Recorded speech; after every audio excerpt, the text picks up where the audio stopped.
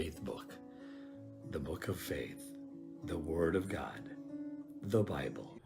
Ang FBK po natin sa araw na ito ay makikita po in John chapter 14 verses 15 down to 17. At pinamagatan ko itong Obedience Sunday with FBK. In John chapter 14, it records the final teaching of his crucifixions, and the disciples were troubled because Jesus told them that he would leave soon. Yet instead of focusing on his departure, Jesus gave them promises that he would strengthen their hearts. Kaya nga po, in verse 15 to 17, ito yung katuruan ni Jesus. Those who truly love Him will obey Him, and those who obey Him will experience the presence and power of the Holy Spirit. Kasi nga po, Christianity is not merely about religious activity. It is about a loving relationship with Christ that result in living, in obedient living and Spirit-filled service. In verse 15, the proof of our love. If you love me, keep my commandments. So, love for Christ is demonstrated through obedience. Kasi ang pagmamahal ay hindi sa salita, kundi sa gawa. Many people say they love Jesus, but genuine love is shown through action. Tandaan po natin, anyone can sing about Jesus, anyone can talk about Jesus, but true disciples obey Jesus. 1 John 5:3, for this is the love of God, that we keep His commandments. So yung pagmamahal natin sa Diyos ay higit sa salita. Ang pagmamahal natin sa Diyos ay nagbubunga ng pagiging obedience. Jesus did not say, if you fear me, but Jesus said, if you love me. Obedience is motivated by love, is joyful rather than burdensome.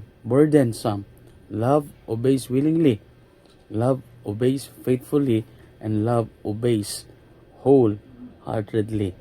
In verse 16, the promise of our Lord, and I will pray to the Father, and He shall give you another comforter. So comforter is a divine person. The comforter is the Holy Spirit. The word another means another of the same kind. So dito napapasok yung pagpuspos ng banal na espiritu sa atin. So the Holy Spirit strengthens the believers when they are weak. Isa rin po yan sa mga katotohanan dyan.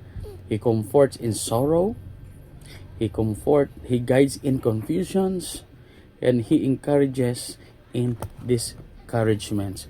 When we feel alone, tanda po natin, the Holy Spirit remind us that God is with us. So dito po,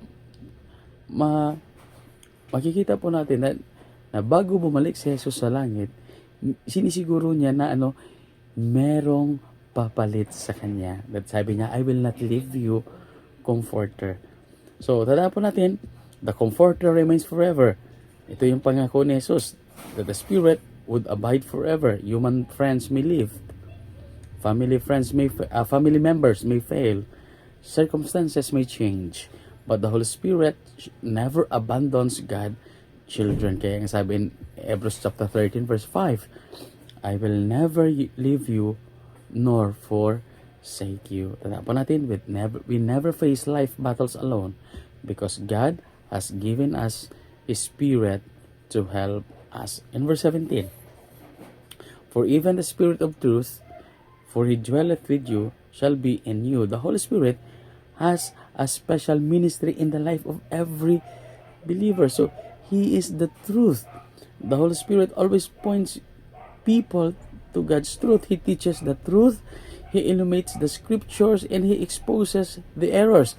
In a world that full of deception, believers need the guidance of the Holy Spirit. Kaya nga dito po ang sabi ni Jesus, if you love me, keep my commandments. Yung pagmamahal natin sa Panginoon, yun talaga yung nag-energize or nag-fuel up o nagmumunga ng obedience natin.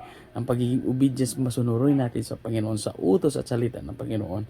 At also, ang tulong ng banal na Espiritu, that the Holy Spirit enable us to teach us the truth, to eliminates the scriptures and exposes the errors. Bakit kaya? Kasi nga po, sa mundong ito, masyadong maingay, diba?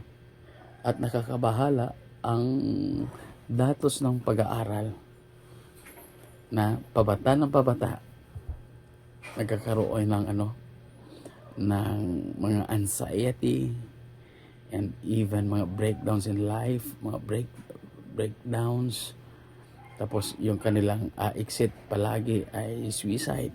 Kaya siguro panahon na let our love for God shows through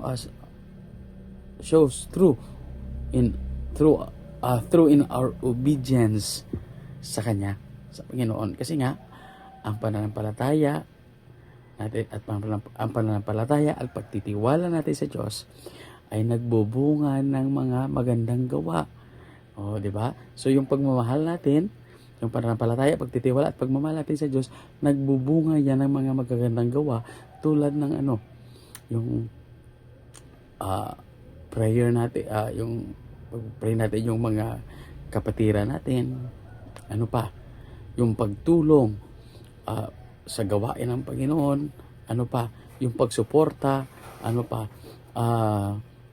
at marami pang iba. Kaya nga sa araw na ito, sabi natin talata, if you love me, if you love Jesus, keep His commandments.